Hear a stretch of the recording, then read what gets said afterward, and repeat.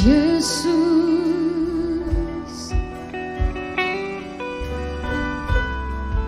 Engkau yang kami sembah, Engkau yang kami tinggikan.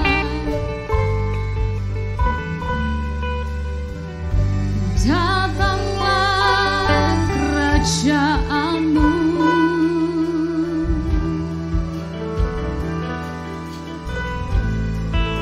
jadilah kehendak-Mu dalam hidup kami.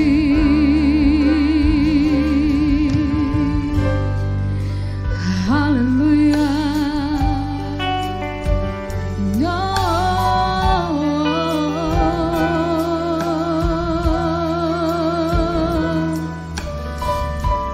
Kami buka hati,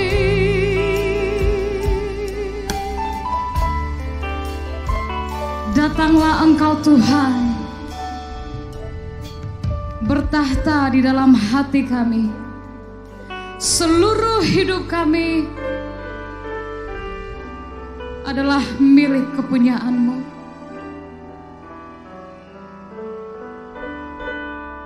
Bila Allah yang beserta kami, maka kami tidak akan takut. Sekalipun kami ada dalam lembah kekelaman, Engkau ada di sana, menyertai kami. Dibesarkanlah Engkau Tuhan, dimuliakanlah Engkau Yesus, Raja di atas segala raja. Haleluya, haleluya, haleluya. Amin. Tuhan Allah beserta dengan kita. Immanuel, sampai saat ini Tuhan masih menyertai kita. Saudara-saudara yang terkasih, mari angkat pujianmu kepada Tuhan. Di tempat, di rumah, dengan keluarga, dengan sanak saudara. Katakan, Hosana, Hosana bagi Yesus. Wow. Wow.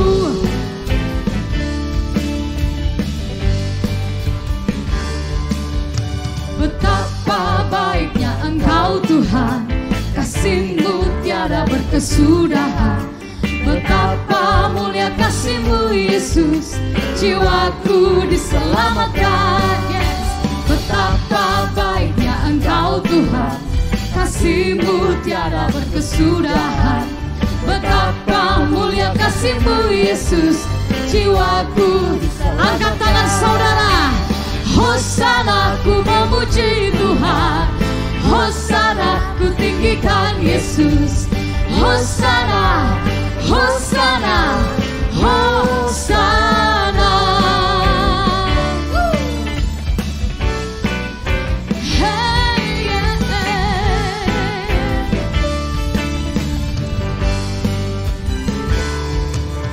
Betapa baiknya Engkau Tuhan, kasih-Mu tiada berkesudahan.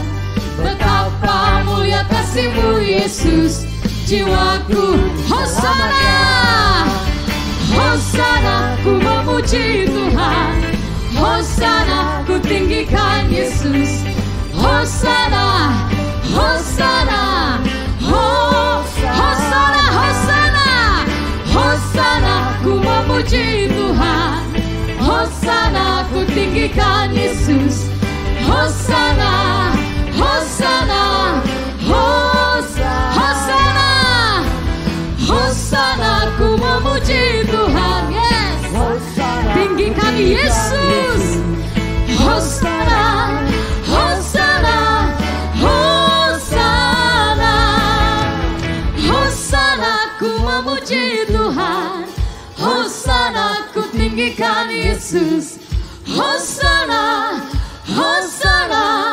Hosana, Hosana, ku memuji Tuhan, Hosana, yes Lord, Hosana, Hosana, Hosana, Hosana, Hosana, Hosana, Hosana, Hosana, Hosana,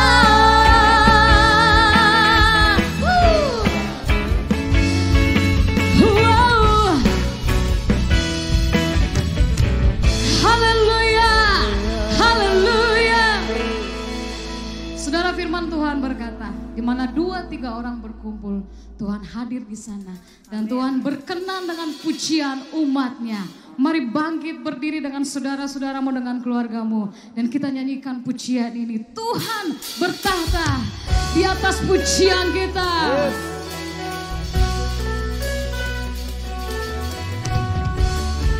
Hey,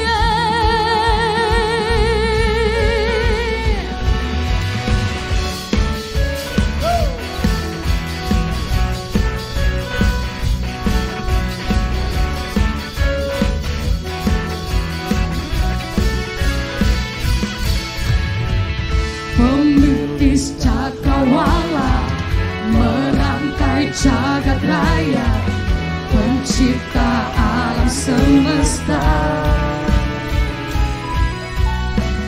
pemilik kehidupan dan sanggup menyelamatkan, dialah jalan kebenaran. Kami rindu Tuhan, kami rindukan kuasa lawakan-Mu, kebangkitan pasti terjadi. Datanglah dan bertata, kuat dan berkuasa, saat hati bersatu, menaikkan pujian, belenggu dipatahkan, mujizat dinyatakan. Great is our God.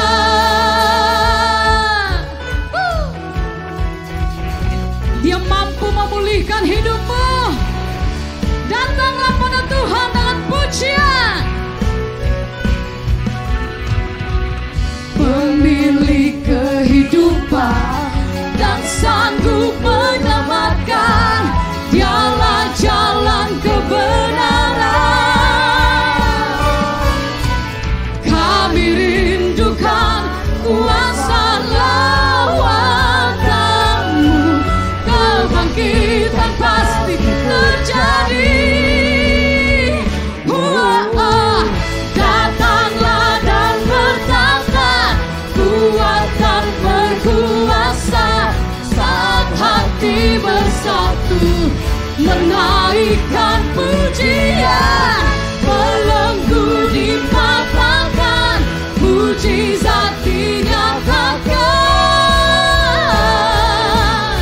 Great is our God. Yeah, Engkau besar Tuhan. Amin. Engkau memulihkan umat-Mu. Yeah, sanggup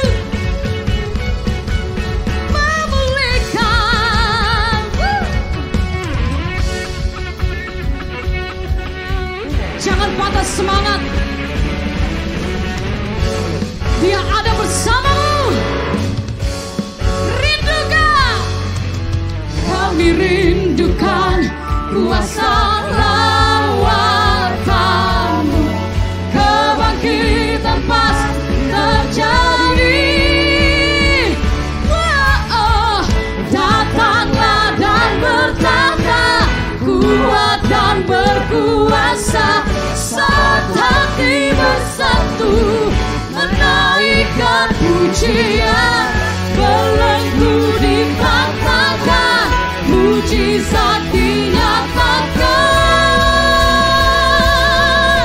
Great is our God.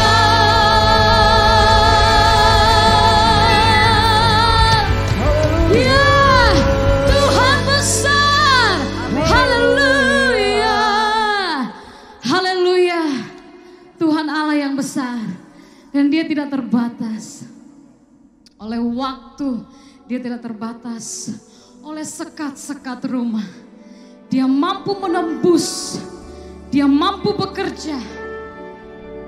Asal kita mengangkat iman kita kepada dia. Kalau hari ini saudara-saudara mulai patah semangat, mulai bertanya-tanya lagi, butuh Tuhan. He is a way maker. Dia akan membuka jalanmu. Dia akan memberikan engkau kekuatan. Dia akan membangkitkan semangatmu. Sebab dia nyata. You are here, moving in our midst. I worship you. I worship you. You are here, working in this place. I worship you. I worship you. You are here, moving in our. Imani, dia ada bersama-sama dengan engkau. Masuk dari rumah ke rumah, menjamah orang-orang yang satu hati, meminta dia bekerja. I worship you.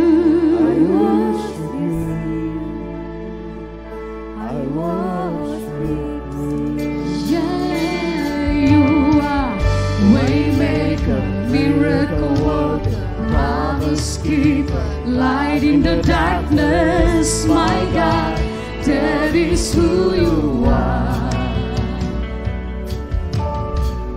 Waymaker, miracle worker, promise keeper, light in the darkness, my God, that is who you are. You are here, sentuh hati kami. I worship you. I worship you. You are here, healing every heart. I worship you. Yes, I worship. You are here. You are here, turning lives around. I worship you. I worship you. You are here, you mend in every heart. I worship you. I worship you. You are waymaker, miracle worker, promise keeper, light in the darkness, my God, that is who you are. Waymaker, miracle worker, promise keeper, light in the darkness, my God, that is who you are. Rasakan kehadirannya. Waymaker, miracle worker, promise keeper, light in the darkness, my God, that is who you are.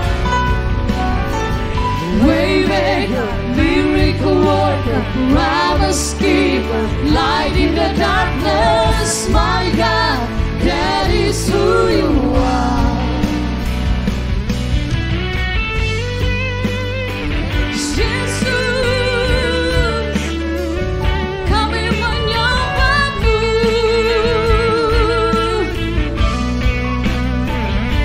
Kau hadir di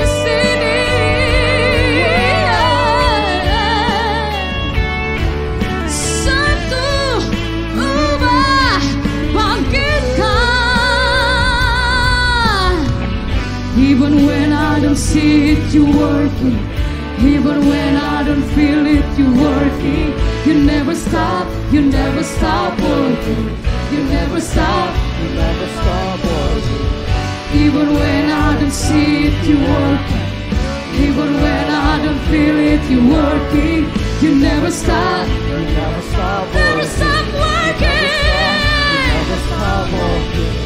Even when I don't see it, you're working. Even when I don't feel it, you're working. You never stop working. You never stop, yeah. Even when I don't see it, you're working. Even when I don't feel it, you're working. You never stop working. You never stop working. Waymaker, miracle worker, promise keeper, light in the darkness, my God, that is who you are. Waymaker, miracle worker, promise keeper, light in the darkness, my God, that is who you are. Waymaker, miracle worker, promise keeper, light in the darkness, my God, that is who itulah Engkau Tuhan.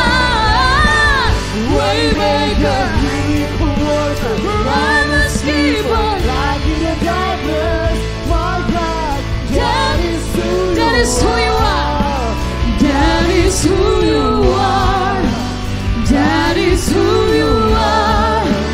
That is who you are. That is who you are.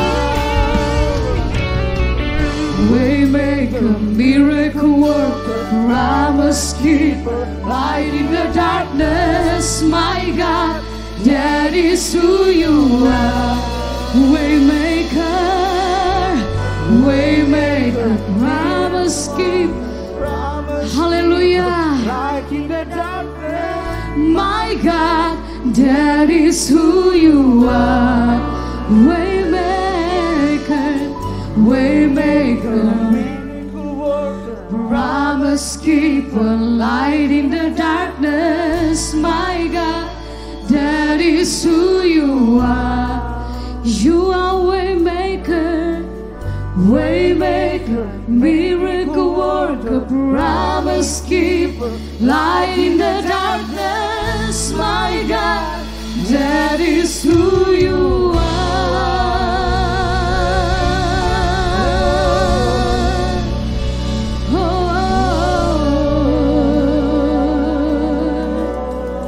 Kami percaya Tuhan dengan iman.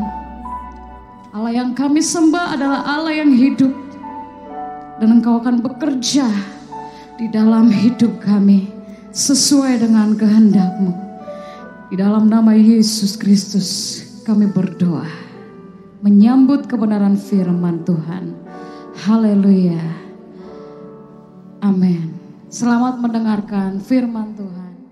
Shalom, jemaat GSCA El Roy yang terkasih. Selamat berjumpa kembali di dalam ibadah online pada minggu pertama bulan Maret. Nanti kita akan bersama-sama mengambil bagian di dalam perjamuan Tuhan. Namun sebelumnya saya ingin menyampaikan firman Tuhan, khotbah dengan judul Slaying the Giant. Kalau diterjemahkan di dalam bahasa Indonesia artinya membunuh si raksasa. Saya akan mengajak Anda untuk melihat suatu bagian di dalam kitab 1 Samuel pasal 17. Saya tidak akan membacakan seluruh bagian dari pasal tersebut. Saya akan mengambil beberapa ayat yang nanti akan saya kaitkan dengan poin-poin dari khotbah saya. Bapak, Ibu, serta saudara-saudara sekalian, kisah pertempuran terpopuler sepanjang masa bukanlah pertempuran bangsa melawan bangsa, kerajaan melawan kerajaan. Bukan pula pertempuran yang seimbang, yang melibatkan petarung-petarung perkasa di muka bumi ini semacam Muhammad Ali atau Mike Tyson. Kisah pertempuran terpopuler sepanjang masa sebenarnya adalah kisah pertempuran yang tidak seimbang di antara seorang yang bernama Goliat, prajurit kawakan yang perkasa, tinggi besar, dilengkapi dengan teknologi yang cukup canggih pada zamannya, melawan Daud, petarung amatiran yang datang dengan senjata apa adanya, namun disertai dengan kuasa Allah. Kisah ini sungguh enak untuk dinikmati. Kita cukup akrab dengannya. Namun yang lebih penting daripada itu, Bapak, Ibu, serta saudara-saudara sekalian, kisah ini syarat dengan pelajaran-pelajaran rohani yang kita butuhkan di dalam mengarungi samudra kehidupan ini. Mengapa demikian, Bapak, Ibu, serta saudara-saudara sekalian? Di dalam kehidupan ini, seperti Daud, kita kerap berhadapan dengan Goliat, dalam tanda kutip, raksasa kehidupan yang tidak diundang, raksasa yang datang dengan intimidasi dan ancaman yang kerap menimbulkan ketakutan dan kegentaran dalam hidup ini. Raksasa itu mungkin bukan lagi seseorang yang datang dengan perisai baja dengan tinggi badan 2,9 meter. Seperti Goliat yang dihadapi oleh Daud ribuan tahun yang lalu. Melainkan dalam bentuk kelemahan fisik atau sakit penyakit yang menghampiri rekan kita, saudara kita, famili kita, atau bahkan diri kita sendiri. Mungkin raksasa itu berhubungan dengan pekerjaan yang begitu berat dan melelahkan. Mungkin raksasa itu datang dalam wujud konflik horizontal di dalam keluarga yang menyita energi rohani kita. Mungkin pula raksasa itu datang dalam bentuk sebuah bencana, pemutusan hubungan kerja, atau seperti hari-hari ini, sebuah pandemi yang meluluhlantakkan sendi-sendi kehidupan. Mungkin raksasa itu datang dalam bentuk trauma kegagalan di masa lalu yang kerap menghalangi langkah kita untuk terus maju dalam kehidupan ini. Bagaimana kita bisa survive ketika kita menghadapi raksasa-raksasa kehidupan semacam itu? Bagaimana kita bisa mengalahkan raksasa-raksasa kehidupan itu? Disinilah kita mendapati bahwa kisah kemenangan Daud atas Goliat menyajikan pelajaran-pelajaran yang berharga bagi kita. Pada hari ini kita akan belajar 5 pelajaran dari Daud untuk mengalahkan Goliat, raksasa-raksasa kehidupan yang menghadang langkah perjalanan hidup kita. Mari kita lihat pelajaran pertama. Pelajaran pertama yang bisa kita tarik dari kemenangan Daud atas Goliat adalah untuk membunuh si raksasa, kita perlu punya perspektif yang benar. Bapak, Ibu, serta saudara-saudara sekalian, perspektif amat menentukan dalam pencapaian sebuah kemenangan. Prajurit-prajurit Israel gagal untuk mengalahkan Goliat dan prajurit-prajurit Filistin yang menyertainya karena mereka punya perspektif yang salah. 10 pengintai yang diutus oleh Musa juga mengalami nasib yang sama. Mereka mati kena tulah gara-gara salah di dalam mengambil perspektif kehidupan. Di hadapan mereka, musuh-musuh mereka pandang terlalu kuat, padahal tidak demikian adanya. Kalau saudara membaca di dalam kitab Bilangan, saudara bisa melihat bagaimana 10 pengintai memandang orang-orang yang menghuni tanah Kanaan, tanah yang dijanjikan Tuhan kepada mereka. Mereka memandang orang-orang yang tinggal di Kanaan, calon musuh mereka, ibarat raksasa-raksasa yang begitu besar, terlalu perkasa untuk dihadapi. Mereka memandang diri mereka ibarat belalang yang lemah, tak berdaya, powerless, pasti kalah. Padahal kan tidak demikian. Hal yang sama dilakukan oleh prajurit Israel ketika mereka berhadapan dengan Goliat yang begitu tinggi besar. Mereka lupa akan Allah yang menyertai mereka. Berbeda dengan prajurit-prajurit Israel yang menghadapi Goliat, Daud punya perspektif yang benar. Dia sama sekali tidak pernah menganggap remeh Goliat. Itulah sebabnya ketika dia menghadapi si raksasa itu, dia membawa 5 batu umban. Kenapa harus 5? Kenapa tidak 1 saja? Jawabnya jelas. Daud tahu dengan pasti bahwa si raksasa ini tidak boleh diremehkan. Dia perlu amunisi tambahan. Dia perlu 5 batu. Siapa tahu 1 batu saja tidak cukup untuk menjatuhkan si raksasa. Namun Daud juga tahu persis bahwa dia tidak boleh overestimate, menaksir terlalu tinggi si Goliat. Dia memang kuat, tetapi sebenarnya dia tidak sekuat dugaan kebanyakan prajurit-prajurit Israel. Di dalam 1 Samuel 17 ayat 32, Daud berkata kepada Saul, "Jangan seorang menjadi tawar hati karena Goliat. Hambamu ini akan pergi melawan orang Filistin itu."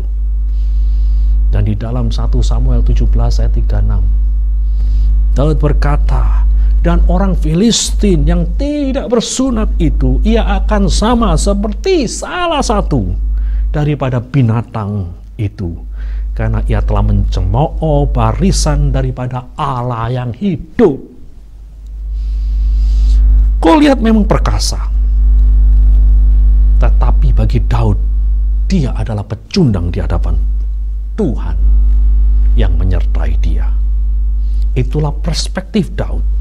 Dan perspektif inilah yang memampukan dia untuk maju ke medan laga dan sekaligus menebas kepala si Goliat. Bapak, Ibu, serta saudara-saudara sekalian, raksasa-raksasa kehidupan kita pun demikian juga. Mereka tidak boleh diremehkan. Mereka memang sukar untuk dilewati, namun belum tentu tidak terkalahkan. Mereka kadang tidak sebesar yang kita duga.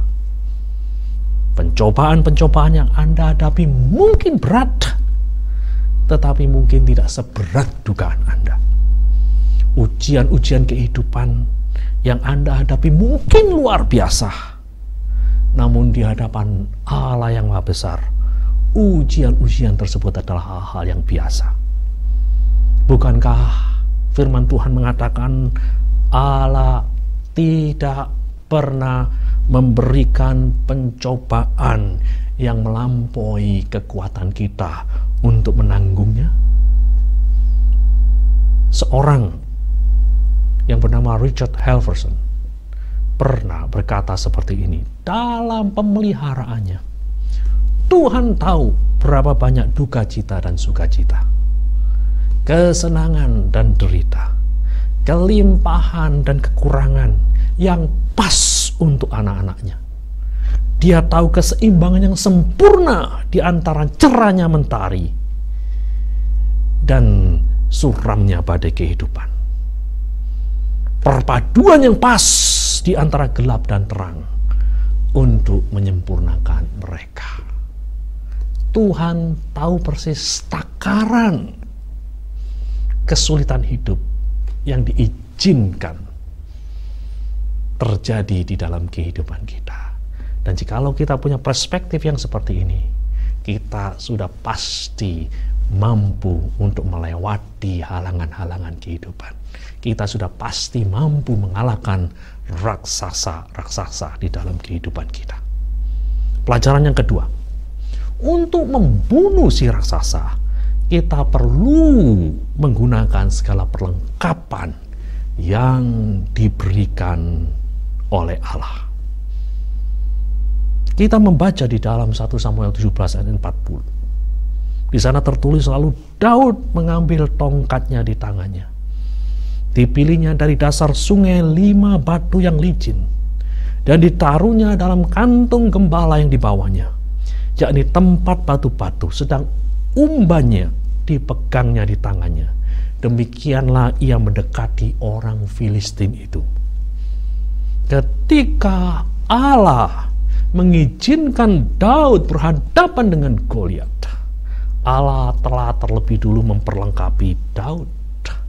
Allah memberikan kesempatan kepada Daud untuk menjadi pelempar ali-ali yang handal.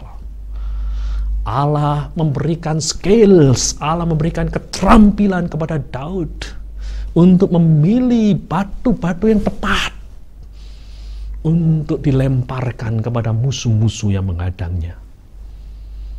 Perlengkapan-perlengkapan semacam inilah yang perlu kita ingat selalu ketika kita berhadapan dengan raksasa-raksasa kehidupan. Bapak, Ibu, serta saudara-saudara sekalian, talenta, sumber-sumber, dan berkat-berkat Allah yang mana yang bisa Anda gunakan ketika Anda harus berhadapan dengan raksasa-raksasa kehidupan.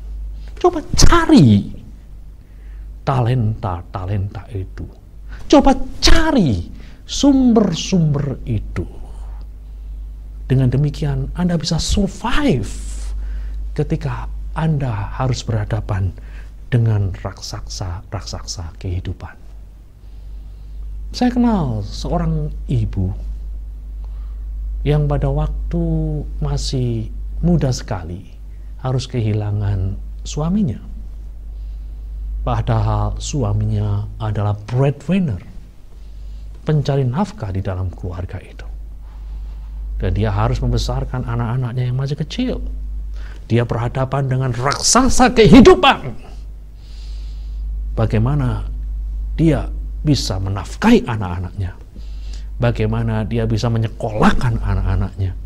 Dan ketika dia berhadapan dengan raksasa kehidupan ini, dia tidak putus asa. Dia mencari di dalam dirinya talenta-talenta apa yang tersedia. Dan Tuhan mengarahkan dia. Tuhan memimpin dia.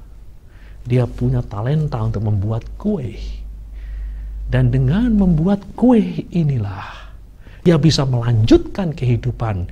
Dia bisa menafkahi anak-anaknya. Dia bisa membiayai sekolah anak-anaknya. Sampai semuanya bisa lulus di jenjang S1. Nah, saudara-saudara sekalian, ketika saudara berhadapan dengan rasa-rasa kehidupan semacam ini, sekali lagi, coba cari talenta, sumber, berkat-berkat tersembunyi yang disediakan Allah di dalam hidupmu.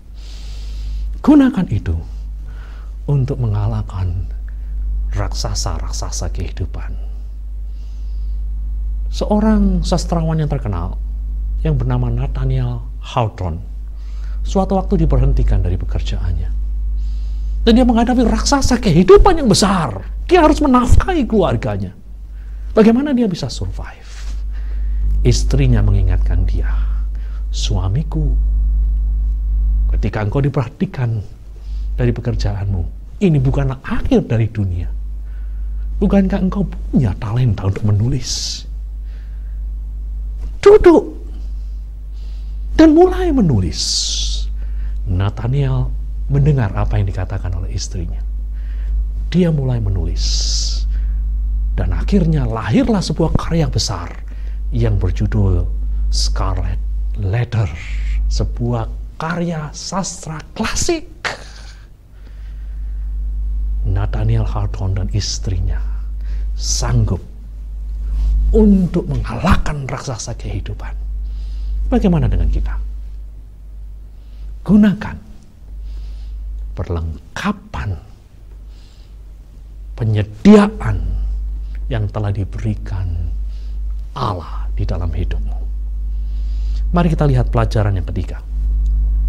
Untuk membunuh raksasa, kita perlu selalu mengingat akan kesetiaan dan kuasa Allah dalam perjuangan dan pergumulan hidup kita sebelumnya. Untuk membunuh si raksasa, kita perlu selalu mengingat akan kesetiaan dan kuasa Allah dalam perjuangan dan pergumulan hidup kita sebelumnya. Bapak, Ibu, serta saudara-saudara sekalian, sebelum menghadapkan Daud dengan Goliat, Allah terlebih dulu melatih Daud dengan dalam tanda kutip pertempuran-pertempuran kecil. Dia mengizinkan Daud bertarung dengan beruang dan singa. Seperti kita baca di dalam 1 Samuel 17 ayat 34 sampai dengan ayat yang ke-37. Kita melihat sebuah narasi yang berkata seperti ini. Tetapi Daud berkata kepada Saul, "Hambamu ini biasa mengembalakan kambing domba ayahnya. Apabila datang singa atau beruang yang menerkam seekor domba dari kawanannya, maka aku mengejarnya, menghajarnya, dan melepaskan domba itu dari mulutnya. Kemudian ia berdiri menyerang aku, maka aku menangkap janggutnya, lalu menghajarnya dan membunuhnya. Baik singa maupun beruang telah dihajar oleh hambamu ini." Pula kata Daud, "Tuhan yang telah melepaskan aku dari cakar singa dan dari cakar beruang, Dia juga yang akan melepaskan aku dari tangan orang Filistin itu." Bapak, Ibu, serta saudara-saudara sekalian, dalam hidup ini sebelum Allah menghadapkan Anda dengan Goliat-Goliat kehidupan, sudah pasti Dia terlebih dulu menyiapkan Anda. Dia melatih Anda terlebih dulu dalam kesulitan hidup yang tingkat kesulitannya lebih kecil. Dan inilah yang dialami oleh Daud. Dan Daud ingat persis Allah yang menyertai dia di dalam perkara-perkara yang kecil pasti akan menyertai dia dalam menghadapi perkara-perkara yang lebih besar. Demikian pula dengan kita. Percayalah, ketika Anda diizinkan oleh Tuhan menghadapi raksasa-raksasa kehidupan, percaya bahwa Allah telah menyiapkan Anda sebelumnya. Dan ingatlah akan kemenangan-kemenangan kecil di dalam hidupmu. Dan ketika Anda mengingat hal ini, Anda memiliki keyakinan bahwa Dia yang terlebih dulu menyertai Anda di dalam kemenangan-kemenangan yang lebih kecil itu akan memberikan Anda kekuatan di dalam pertarungan yang lebih berat melawan raksasa kehidupan. Seorang misionari dari Amerika mengisahkan kisah yang menakjubkan tentang bagaimana Allah menyertai hidupnya. Waktu dia masih duduk di sekolah Alkitab pada tahun 1932, dia menghadapi kesulitan untuk membayar uang sekolah. Setiap tahunnya dia perlu pada waktu itu $450. Dia berdoa kepada Allah, dia berharap kepada Allah, dan Allah menyediakan $450. Hal semacam inilah yang kemudian menjadi bekal dia untuk menghadapi perkara-perkara yang lebih besar. Setelah lulus, dia bermaksud pergi ke Amerika Selatan, menjadi misionaris di sana.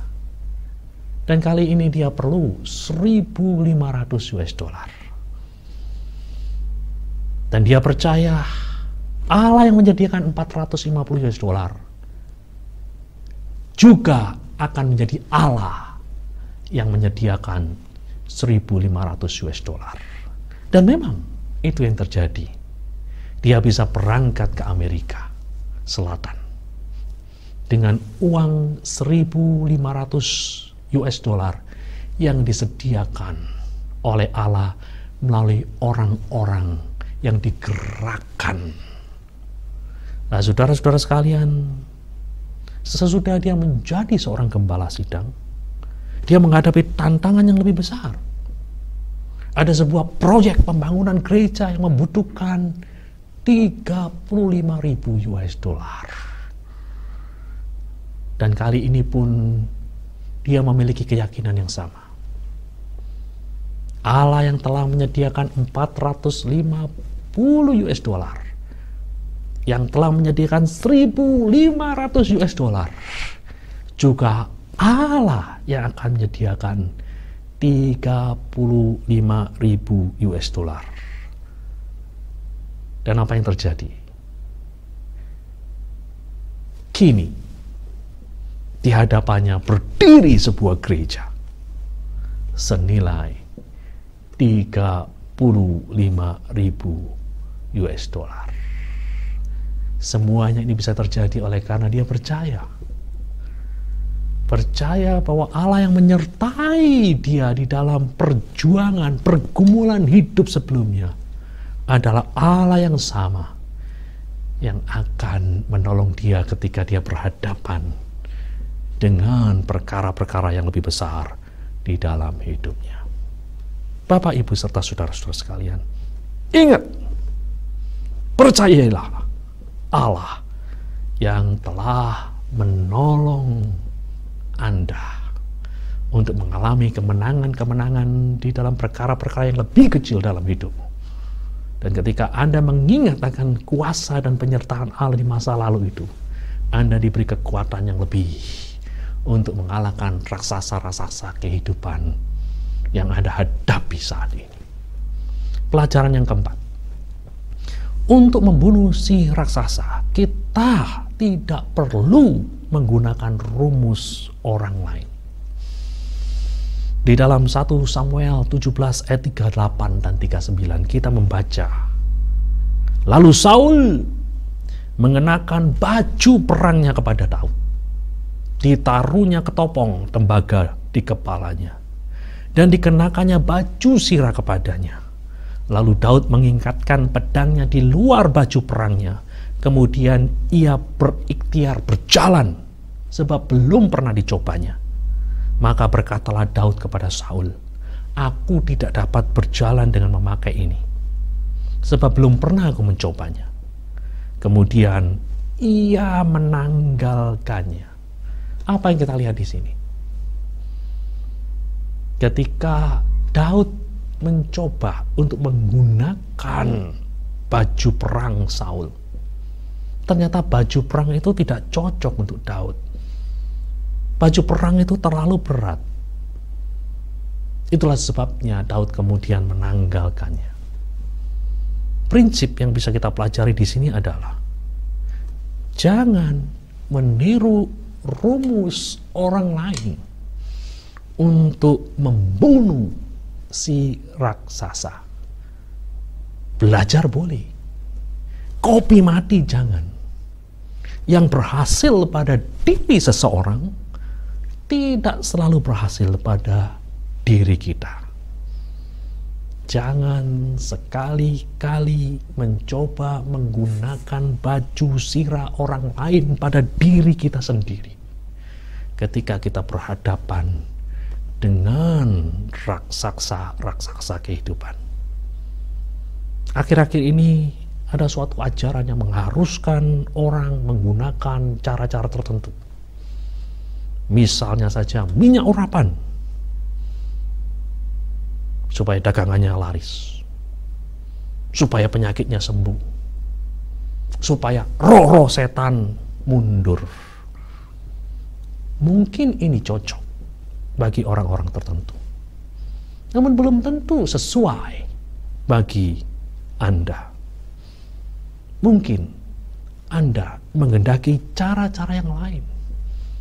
Yang perlu Anda lakukan hanyalah duduk di kaki Tuhan, mohon arahan yang jelas, dan kemudian mentaati apa yang dikehendaki Tuhan untuk Anda lakukan. Jika Anda sakit dan Tuhan menuntun Anda untuk melakukan fisioterapi, untuk melakukan radioterapi, lakukan. Tuhan bukan hanya berkarya dengan cara-cara yang spektakuler, dengan cara-cara yang spontan, dengan cara-cara yang mujizat. Ada cara-cara lain, cara-cara yang melibatkan proses yang Tuhan lakukan untuk memberi kesembuhan kepada anak-anaknya. Kalau kita belajar dari sejarah, vaksin yang ditemukan oleh Edward Jenner ternyata telah menyelamatkan begitu banyak nyawa manusia. Menurut perkiraan, seandainya vaksin itu tidak ada, lebih dari 2 miliar penduduk dunia akan binasa oleh karena cacar. Tapi oleh karena vaksin itu, 2 miliar nyawa manusia bisa diselamatkan. Bukankah suatu catatan statistik yang sangat spektakuler, saudara-saudara sekalian? Kalau kita bandingkan dengan orang-orang yang disembuhkan melalui mujizat yang ada di dalam kebaktian, kita melihat statistik yang sangat berbeda jauh, saudara-saudara sekalian. Dengan berkata begini, bukan berarti saya meremehkan mujizat kesembuhan ilahi, tidak sama sekali. Yang saya maksudkan adalah jangan sekali-kali kita underestimate, menganggap rendah karya Tuhan yang melibatkan proses di dalam hidup ini. Pelajaran yang keempat, jangan menggunakan rumus orang lain. Pelajaran yang kelima, pelajaran yang terakhir, untuk membunuh si raksasa, kita harus yakin bahwa kita tidak pernah berperang sendirian. Ada Allah yang menyertai hidup kita. Kita membaca di dalam 1 Samuel 17 ayat 45 sampai 47. Di sana tertulis, tetapi Daud berkata kepada orang Filistin itu, "Engkau mendatangi aku dengan pedang dan tombak dan lembing, tetapi aku mendatangi engkau dengan nama Tuhan semesta alam, Allah segala barisan Israel yang kau tantang itu. Hari ini juga Tuhan akan menyerahkan engkau ke dalam tanganku, dan aku akan mengalahkan engkau dan memenggal kepalamu dari tubuhmu.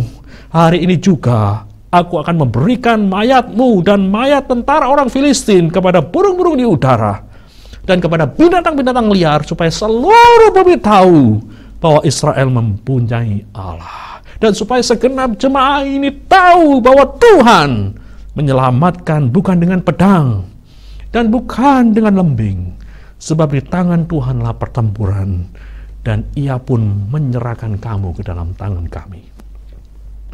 Saudara-saudara sekalian, Daud tidak merasa bertempur sendirian. Dia tahu ada Allah yang menyertai dia. Dan inilah yang pada akhirnya menghantarkan Daud pada kemenangan yang gilang gemilang. Kita pun demikian loh saudara-saudara. Kita tidak pernah sendirian di dalam menghadapi raksasa-raksasa kehidupan. Ada penyertaan dari Tuhan Yesus. Ada kehadiran dari Roh Kudus di dalam kehidupan kita. Dan inilah yang memampukan kita untuk menatap, menghadapi, dan sekaligus membinasakan, mengalahkan raksasa-raksasa kehidupan. Keyakinan inilah yang membuat kita tidak lari terbirit-birit dari masalah kita. Keyakinan inilah yang senantiasa menguatkan kita, memberi energi baru di dalam diri kita ketika kita lemah. Keyakinan inilah yang mampu menumbangkan raksasa-raksasa kehidupan. Nah, saudara-saudara sekalian, milikilah keyakinan bahwa kita tidak pernah bertempur sendirian di dalam kehidupan ini. Tuhan memberkati kita semua. Mari kita berdoa. Bapa di surga, kami mengucap syukur pada hari ini sekali lagi kami boleh belajar kebenaran-kebenaran yang luar biasa dari kisah pertempuran Daud dan Goliat. Hari ini jikalau ada anak-anakmu yang harus berhadapan dengan raksasa-raksasa kehidupan, entah itu dalam bentuk sakit, penyakit, problema-problema ekonomi dan keuangan, masalah-masalah di dalam hubungan, di dalam rumah tangga, dan perkara-perkara lain di dalam hidup mereka yang begitu sulit untuk diatasi. Tuhan, biarlah kebenaran firman Tuhan pada hari ini boleh menjadi pedoman bagi kami, boleh mengarahkan kami, dan pada akhirnya dapat membawa kami untuk mengalahkan raksasa-raksasa kehidupan itu. Terima kasih Tuhan. Berkatilah seluruh jemaat-Mu. Demi nama Tuhan Yesus hamba sudah berdoa. Amin.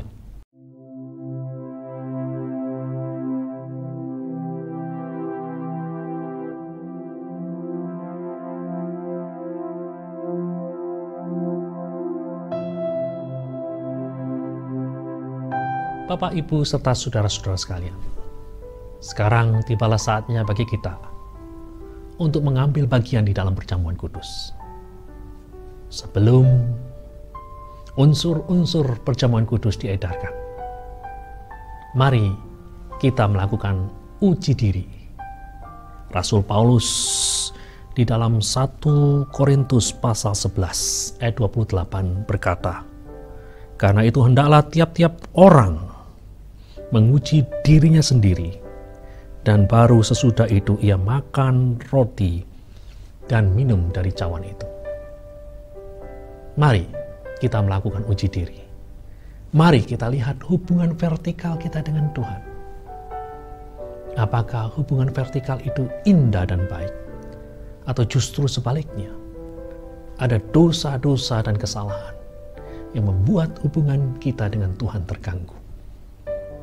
Mari kita datang kepadanya, mohon ampun atas dosa dan kesalahan kita, supaya kita dilayakkan untuk mengambil bagian di dalam perjamuan Tuhan pada hari ini. Demikian pula dengan hubungan horizontal kita dengan sesama kita. Adakah hal-hal yang membuat hubungan kita itu retak?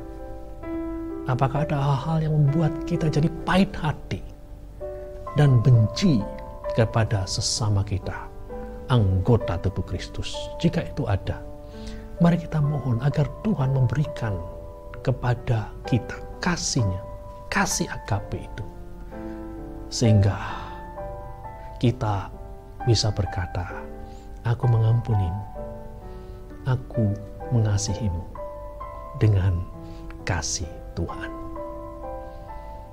Mari kita ambil waktu untuk melakukan uji diri. Mari kita berdoa. Bapa di surga, inilah kehidupan kami terbentang sepenuhnya di hadapan-Mu. Engkau tahu kami dengan seutuhnya. Tuhan, jikalau ada dosa dan kesalahan yang kami perbuat, yang membuat hubungan vertikal kami dengan-Mu menjadi tidak baik, Tuhan, ampunilah kami. Ampuni dosa dan kesalahan kami.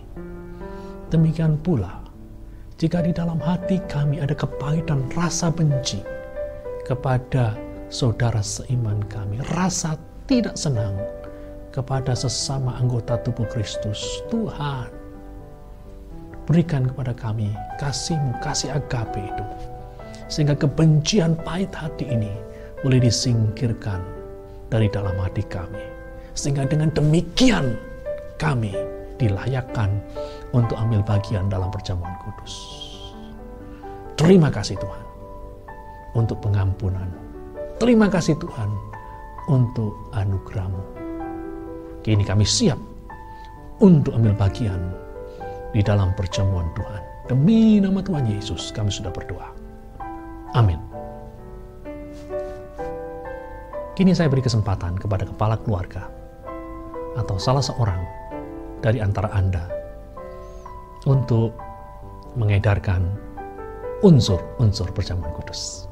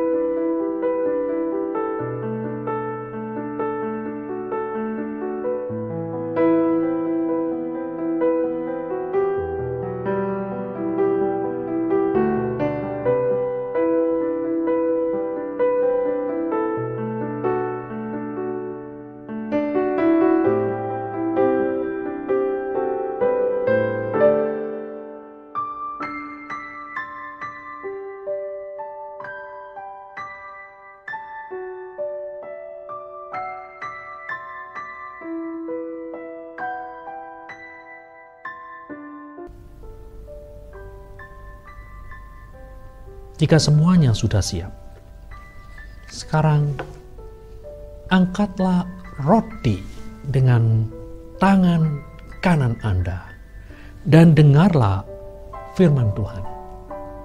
Inilah tubuhku yang diserahkan bagi kamu. Perbuatlah ini menjadi peringatan akan aku.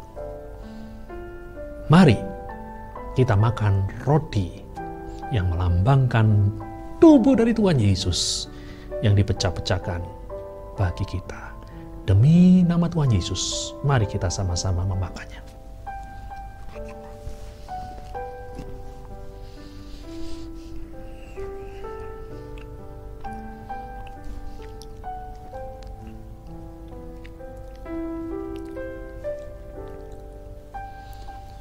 Sekarang angkatlah cawan dengan tangan kanan Anda. Dan dengarlah firman Tuhan. Cawan ini adalah perjanjian baru yang dimeteraikan oleh darahku. Perbuatlah ini setiap kali kamu meminumnya, menjadi peringatan akan aku. Demi nama Tuhan Yesus, mari kita minum cawan yang melambangkan darah Yesus yang tercurah untuk menebus dosa-dosa kita. Demi nama Tuhan Yesus, mari kita meminumnya.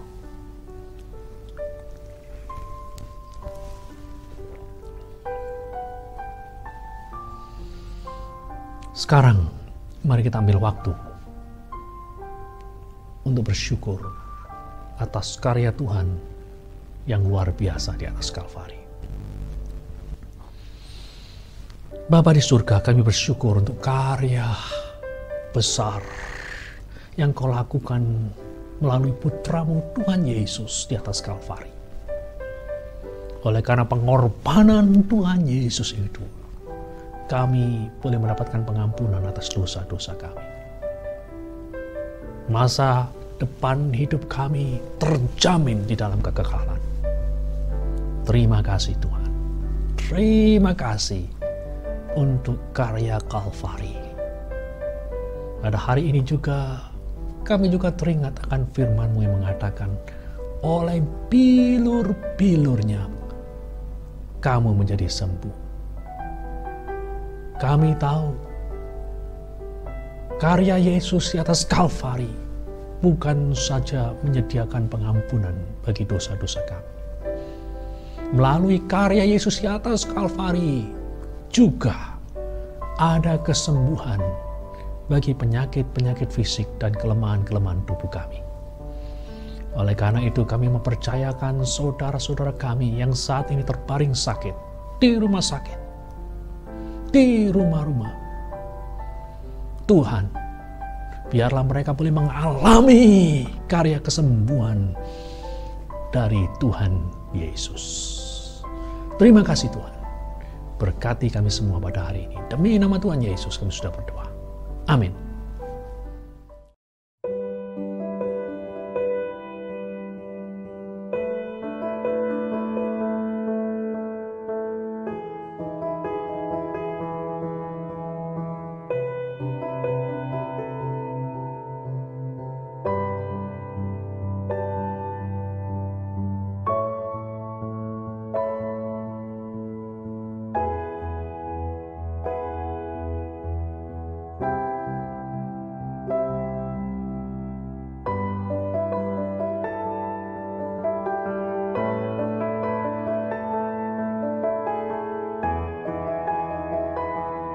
Serta saudara-saudara sekalian, sebelum kita menutup ibadah minggu pertama ini dengan doa berkat, saya mengingatkan Anda untuk mengikuti program-program online kita. Program Kiwi Jawab secara khusus mulai minggu yang lalu, mulai membahas khotbah di bukit. Bagian dari khotbah Tuhan Yesus yang paling sukar dimengerti, yang paling sukar untuk ditaati.